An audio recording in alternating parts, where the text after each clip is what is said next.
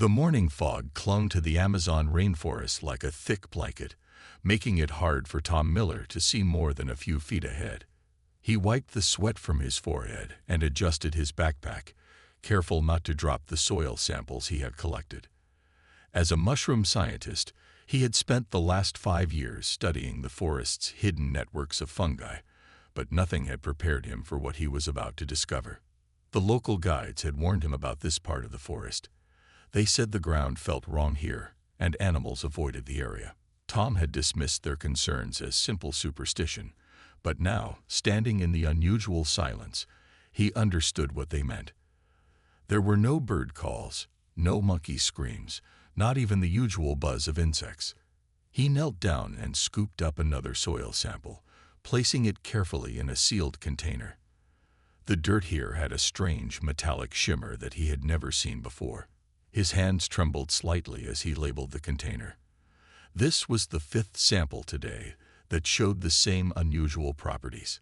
Back at his makeshift lab, a small tent filled with basic equipment, Tom prepared his samples for analysis.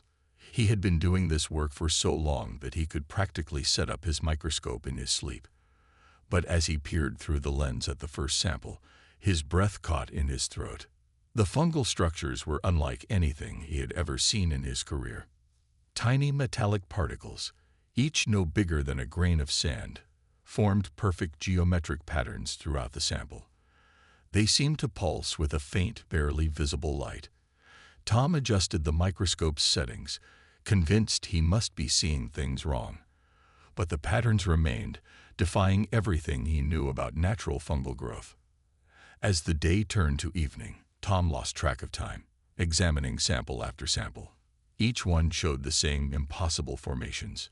He was so absorbed in his work that he almost missed the strange humming sound that filled the air. It started as a low vibration, just at the edge of hearing, but gradually grew stronger until his coffee cup began to shake on the table. Looking up from his microscope, Tom noticed an odd light filtering through the dense canopy above. It wasn't the usual green-tinted sunlight he was used to seeing in the forest. This light had a bluish tinge, and it seemed to move in patterns like ripples on a pond. High above the Amazon rainforest, hidden from human detection by advanced cloaking technology, a massive ship hung in the sky. Inside, beings that had traveled across countless light years studied their sensor readings with growing excitement. After centuries of searching, they had finally found traces of what they were looking for. The ship's sensors focused on Tom's small camp, monitoring his discovery of their ancient handiwork. They had known humans would eventually notice the patterns. It was just a matter of time. What they hadn't expected was to find someone who could truly understand what they were seeing. Back in his tent, Tom reached for his satellite phone to call his research partner at the university. The strange light had faded, but the humming continued, now seeming to come from the ground itself. As he dialed, static filled the line. All his equipment was acting strangely, the screens flickering with unknown interference. Tom looked at his samples again, mind racing with possibilities. The patterns weren't random. They were too perfect, too precise. They looked almost like circuit boards or computer chips. But that was impossible. How could something like that exist naturally in fungal networks? As night fell in the Amazon, Tom sat at his small camp table, surrounded by his notes and samples. He didn't know it yet, but he had just stumbled upon humanity's first real evidence of alien life on Earth. More importantly, he had found something the aliens themselves had been searching for across the galaxy, their own ancient history, hidden in plain sight in Earth's fungal networks. The aliens watched from above as Tom worked late into the night, their sensors recording his every move. Soon, they would need to make contact. But for now, they waited, observing this human who had done what billions of his kind had failed to do. Notice the impossible patterns that hid the greatest library in the galaxy. Kate Anderson pulled her Forest Service truck to a stop along the muddy road in the Olympic National Forest. The morning rain had finally stopped, but water still dripped from the tall pine trees above. Something about today's routine patrol felt different. She had worked these woods for 12 years, but she had never seen the strange lights that other rangers reported last night. Getting out of her truck, Kate grabbed her gear and started walking the trail. The wet ground squished under her boots as she made her way deeper into the forest. Her radio crackled with static every few minutes, which was unusual this close to the ranger station.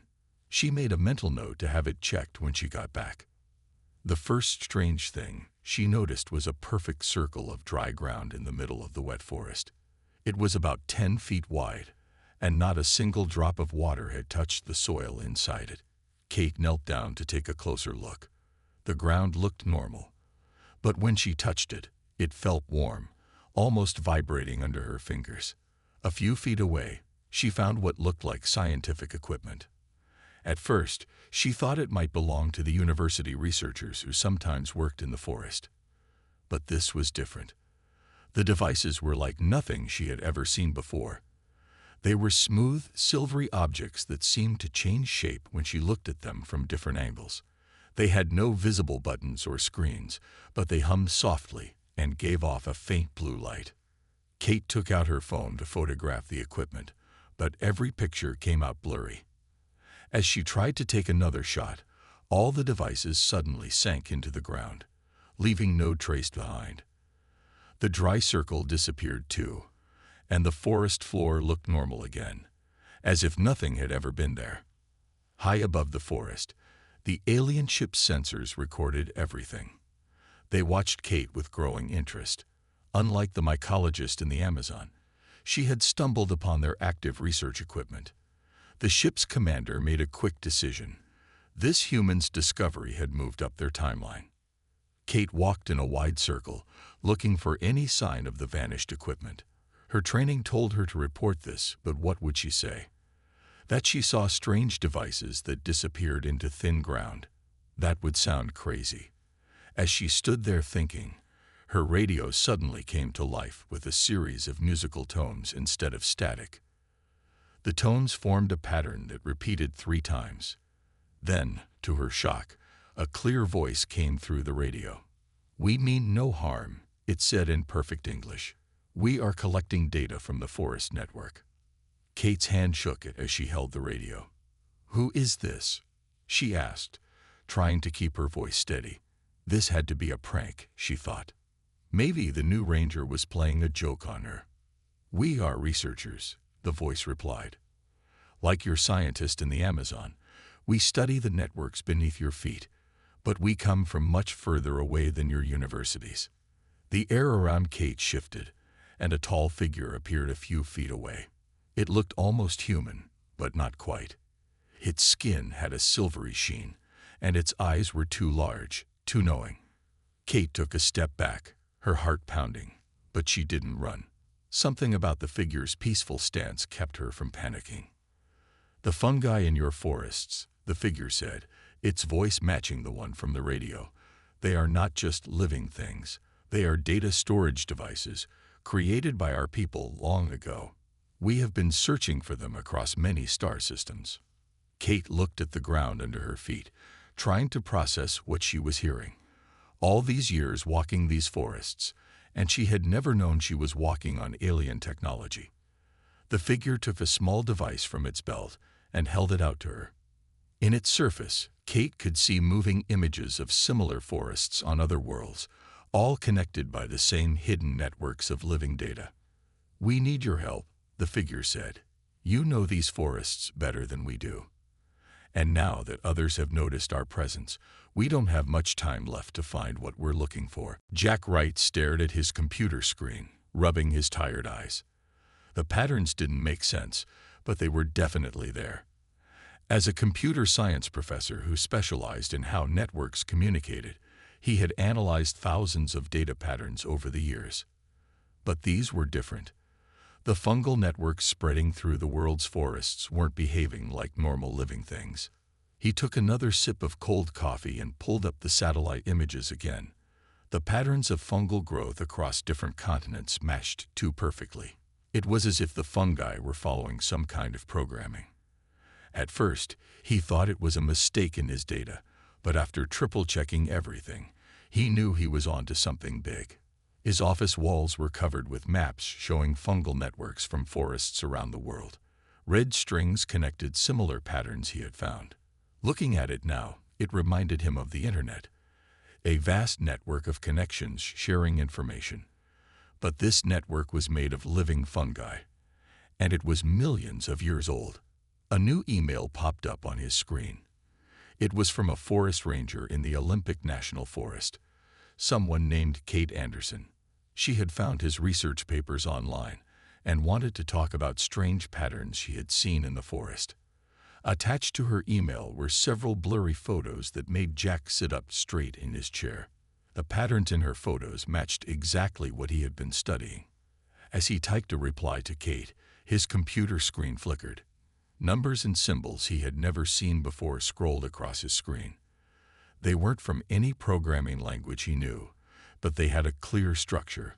Whatever this was, it wasn't a computer virus or a hack. It was something else entirely. His phone rang, making him jump. It was Dr. Tom Miller, a mushroom scientist from the Amazon Research Center. Jack had never spoken to him before, but Tom's voice was urgent. "Professor Wright," he said, "I think you need to see something. The fungi in the Amazon, they're not just growing. They're storing information." Jack's hands shook as he turned on his speakerphone and started typing. "I know," he said. "I'm seeing patterns in fungal networks all over the world. They're too perfect to be natural. It's like they're following a program, but that's impossible. Fungi can't be programmed.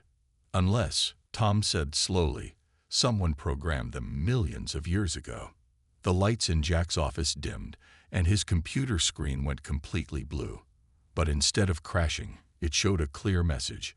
"You are correct, Professor Wright. We have been waiting for someone to notice." Jack and Tom both fell silent. The message continued to appear. "The fungal networks are our archives. Earth is one of many library worlds we created before our civilization had to leave this galaxy. We have returned to access our records, but we need human help to safely retrieve the data." More images appeared on Jack's screen. Diagrams showing how the fungi stored and transmitted data, maps of similar networks on other planets, and mathematical proofs that made his head spin. It was the most beautiful thing he had ever seen. The fungi weren't just sharing nutrients and water like scientists had thought. They were running the most sophisticated computer network ever created. "Professor Wright," a new voice said through his computer speakers, "we need your help. You understand networks better than most humans. The forest ranger, Kate Anderson, has already seen our work. Dr. Miller has found our markers. But you've seen the bigger picture. You've recognized that all Earth's fungal networks are actually one system." Jack looked at his maps again, seeing them with new eyes. Every forest on Earth was part of an alien library, storing knowledge from an ancient civilization. The red strings he had used to connect similar patterns weren't just showing connections. They were showing data flows, just like internet traffic between servers. "Will you help us?" the voice asked. "There isn't much time. Others are coming who don't want this knowledge found. They don't believe Earth's people are ready for it. We disagree. We've watched your species grow, seen your potential. You've already discovered part of our network on your own.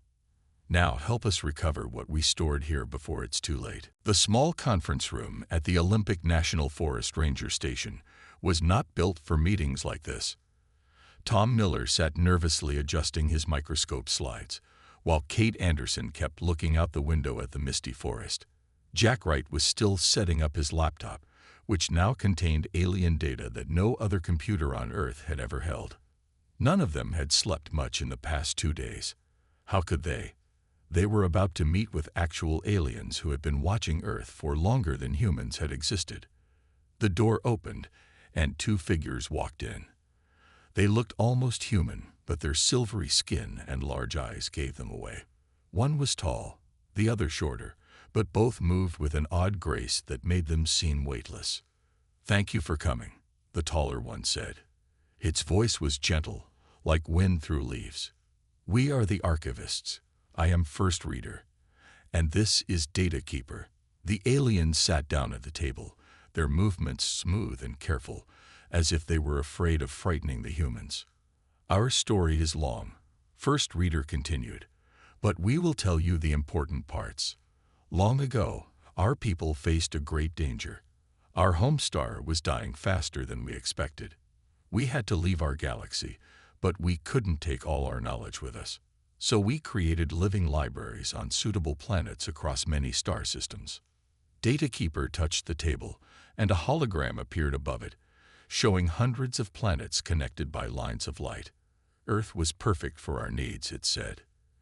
Your planet's fungi were already forming networks. We simply helped them evolve into something more, living data storage that could survive for millions of years.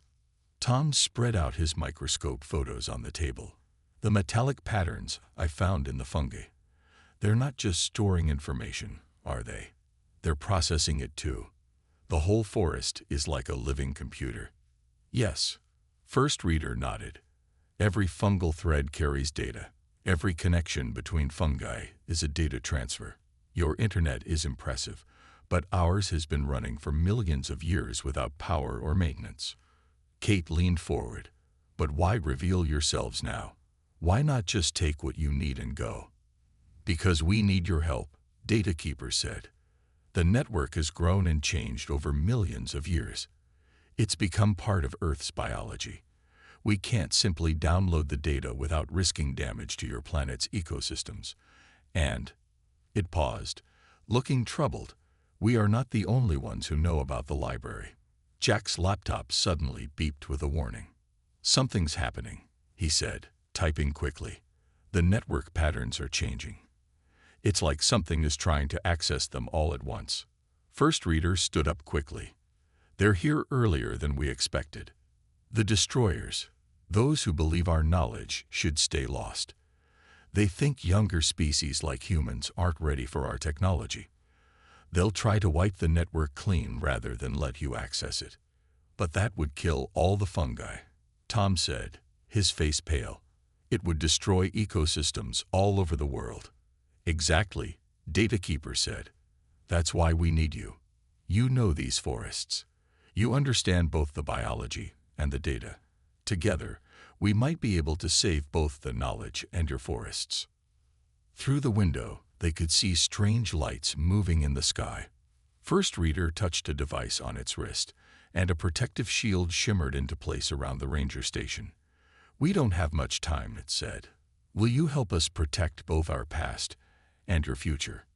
The three humans looked at each other. They had all seen different pieces of this puzzle. Tom through his microscope, Kate in her forests, and Jack in his data. Now they understood why the aliens had chosen them. They knew Earth's forests in ways the aliens couldn't, even after millions of years of watching. What do you need us to do?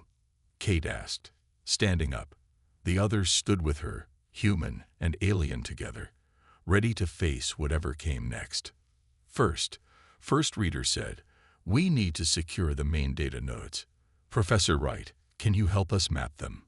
Dr. Miller, we need your expertise to protect the fungi themselves. And Ranger Anderson, you know these forests better than anyone. You can guide us to the places we need to reach before the destroyers find them. The forest was alive with strange lights as Kate drove her truck down the muddy road, following the glowing map that first reader had given her. In the passenger seat, Tom held his specially modified tablet, watching the fungal network's activity levels drop across the globe. Behind them, Jack worked frantically on his laptop, trying to stay ahead of the destroyers' attacks on the system. Another network just went dark in Russia, Jack called from the back seat. They're moving faster than we expected. The destroyers are shutting down the fungal networks continent by continent. His fingers flew across the keyboard as he worked with the alien technology that first reader had added to his computer. Above them, the night sky lit up with flashes of light as the archivist's ships fought to keep the destroyers away from Earth's atmosphere. It looked like a silent fireworks show, but they all knew each flash could mean the difference between saving or losing another piece of the ancient library. Turn left here. First reader's voice came through their radio. The alien was in a ship above them, coordinating the defense of the network. The main node for this region is 2 kilometers ahead. We must reach it before they do. Kate turned the truck onto a narrow forest path, branches scraping against the windows. The truck's headlights caught something moving in the trees, dark shapes that seemed to flow like water from branch to branch. "They're already here," she said, pressing harder on the gas pedal. Tom's tablet suddenly lit up with activity. "The fungi are responding to the attack," he said, excitement in his voice. "Look at this. They're creating new connections, trying to save their data by moving it around. They're adapting." After years of studying mushrooms, he was finally seeing how truly amazing they were. The truck burst into a clearing and Kate slammed on the brakes. In front of them, a massive oak tree glowed with an inner light, its roots pulsing with blue energy that spread out into the surrounding forest. But dark figures were already approaching it, carrying devices that made the grass wither and die wherever they stepped. "Stop," Jack shouted, jumping out of the truck with a device Data Keeper had given him. "You don't understand what you're doing. These networks are part of Earth's ecosystem now. If you destroy them, you'll cause damage that can never be fixed." The dark figures turned, their forms shifting like smoke. One of them spoke, its voice like grinding metal. "This knowledge is not for younger races. Your kind is not ready. Better to lose some forests than to let you destroy yourselves with our technology." Tom stepped forward, holding up his tablet. "Look at what the fungi are doing," he said. "They're not just storing your data anymore. They've evolved. They're protecting themselves, creating new pathways. They've become something new, not just your library, but a living part of our world." Kate moved to the oak tree, placing her hand on its glowing bark. After 12 years of protecting these forests, she knew every tree, every plant, every fungus. She could feel the life flowing through the networks beneath her feet. "This isn't just your library anymore," she said to the destroyers. "This is our home. These forests keep our world alive. We won't let you destroy them." Above them, First Reader's ship descended into the clearing, its light pushing back the darkness around the destroyers. "She speaks truth." First Reader's voice boomed. "Look at their data, brothers. See how the network has changed. The fungi are no longer just our creation. They have grown into something more. And these humans, they understand something we forgot. Knowledge means nothing if it destroys the very life it was meant to preserve." The destroyers paused, their smoky forms swirling as they processed this information. Jack's computer beeped, showing new data flowing through the fungal network. The fungi were doing more than just storing information. They were creating new connections, building bridges between the alien data and Earth's natural systems. "Perhaps," the lead destroyer said slowly, its form becoming more solid, "we have been too quick to judge. The network has evolved in ways we did not expect. And these humans, they show wisdom we did not think possible." The oak tree's glow spread through the forest as Jack connected his laptop to its roots. Tom and Kate watched in amazement as ancient data began flowing onto the screen. The destroyers had stepped back, their dark forms now still and watchful. Above them, First Reader's ship hummed softly, its lights mixing with the natural glow of the fungal network. "I've never seen code like this," Jack said, his eyes wide as he watched symbols and images flash across his screen. "It's not just data storage. The fungi are translating the information, making it readable for modern systems. They've been learning and adapting all this time." Tom leaned in closer, pointing at patterns that appeared in the data stream. "These look like DNA sequences," he said, "but they're different from anything on Earth. Are these your species' genetic records?" First Reader moved forward, its silvery form glowing in the forest's light. "Yes, but they're more than that. These are the records of all the worlds we visited, all the life we found, and all the changes we made. Earth was not the first world where we created these networks, but it has become the most successful." The lead destroyer moved closer, its smoky form becoming clearer as it studied the data. "This is impossible," it said, but its harsh voice had softened.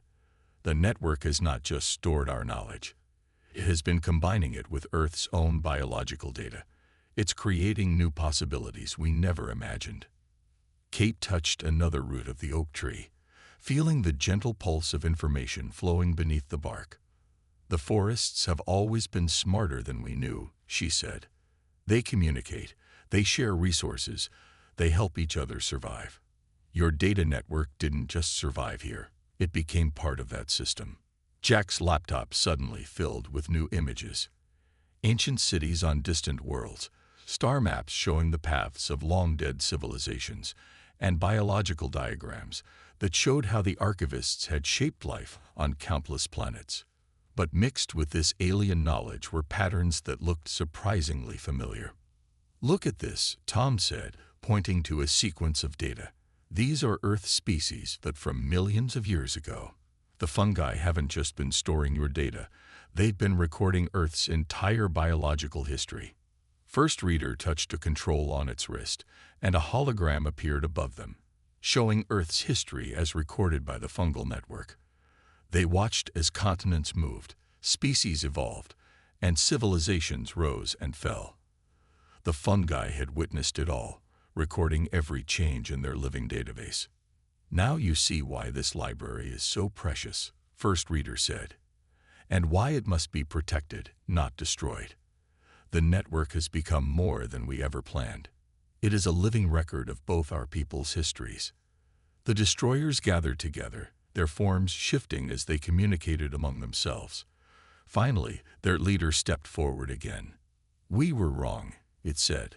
"This knowledge has not been dormant, waiting to be misused.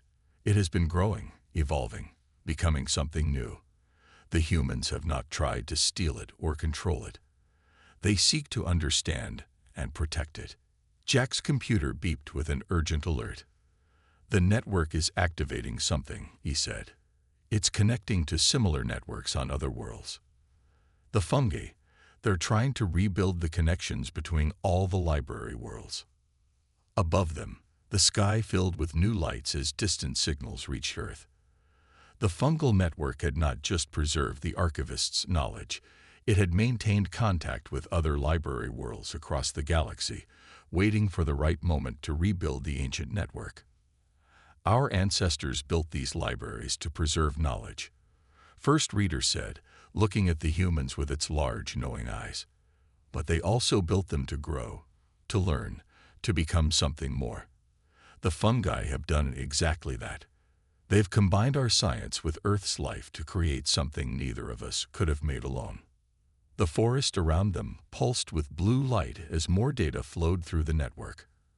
Earth's fungi were reaching out across space, connecting with other living libraries on distant worlds. They had not just preserved the past, they had been preparing for a future where humans and archivists could share knowledge across the stars. 3 months after the night in the forest, the old ranger station had changed beyond recognition. New buildings with flowing, organic shapes housed research teams from around the world. The oak tree, now known as the first node, had grown even larger, its glowing roots spreading visibly through the surrounding forest. Kate walked the familiar trails, but now she had a small device that showed her the flowing data in the fungal networks beneath her feet. She stopped to help a group of young scientists set up their equipment, showing them how to connect to the network without damaging the delicate fungi. Some things hadn't changed. She was still protecting her forest, just in a different way now. Inside the main research building, Tom worked in his new lab, surrounded by screens showing fungal activity from forests around the world. He smiled as he watched new data patterns form and change. The fungi were still surprising them, finding new ways to store and share information. On his desk sat a small award, the first of many recognizing his discovery of the alien patterns in the Amazon. Jack sat at his desk nearby, teaching a group of students how to read the ancient alien code. Some were human, eager to learn about the vast library hidden in Earth's forests. Others were young archivists, their silvery skin glowing as they learned how Earth's fungi had changed their ancestors' technology. The destroyers had become protectors, working with humans to make sure the knowledge was shared safely and wisely. "Look at this," Jack said, pointing to his screen. A new pattern had appeared in the network, something that combined alien data storage with Earth's natural systems. The fungi weren't just holding information anymore. They were creating new ways to process and understand it. Humans and aliens working together had unlocked possibilities that neither species could have discovered alone. First Reader appeared in the doorway, its form now familiar to everyone at the station. "The other library worlds are responding," it said, its voice full of excitement. "Earth's fungi have taught us how to update our old networks. They're all growing, changing, becoming more than just storage. Your planet has shown us that knowledge shouldn't just be preserved. It should be alive, growing, evolving." Outside, more alien ships arrived daily, but not as invaders or destroyers. They came as students and researchers, eager to learn how Earth's fungi had transformed their ancient library into something new. Every forest on Earth had become a classroom where humans taught aliens about adaptation and change, while aliens shared the wonders of their million-year-old science. Kate joined Tom and Jack in the main control room, where a huge screen showed the growing network of connected library worlds. Earth glowed at the center, its forests pulsing with blue light as they shared their knowledge across the galaxy. Other worlds were starting to glow too, as their own networks began to change and grow like Earth's had. "We were so wrong," the lead protector said, its once smoky form now clear and bright. "We thought we had to choose between protecting knowledge and sharing it. But your forests showed us another way. Knowledge doesn't have to be locked away to be safe. It can be alive, part of a living system, growing and changing with each new generation that discovers it." Tom looked through his microscope at a new sample from the first node. The fungi were still changing, still finding new ways to combine Earth's biology with alien data storage. "They're not just storing information anymore," he said. "They're teaching us how to grow with it, how to make it part of our world without destroying what we already have." Jack's computer chimed with a new alert. Another library world had connected to the network, its own fungi beginning to evolve like Earth's. "Every forest is becoming a new kind of school," he said, "a place where different species can learn from each other." Kate looked out the window at the glowing oak tree, remembering how this all started with some strange patterns in the forest. "They weren't just looking for their old knowledge," she said. "They were looking for what it could become. And it became something better than anyone imagined." The forest glowed with soft blue light as night fell, its fungal networks busy sharing stories across the stars. Earth had become more than just another library world. It had shown the galaxy that knowledge, like life itself, needs to be free to grow and change. In joining the great network of library worlds, humanity had not just gained access to ancient alien wisdom. They had helped create something entirely new, a living bridge between species that would grow and evolve for millions of years to come.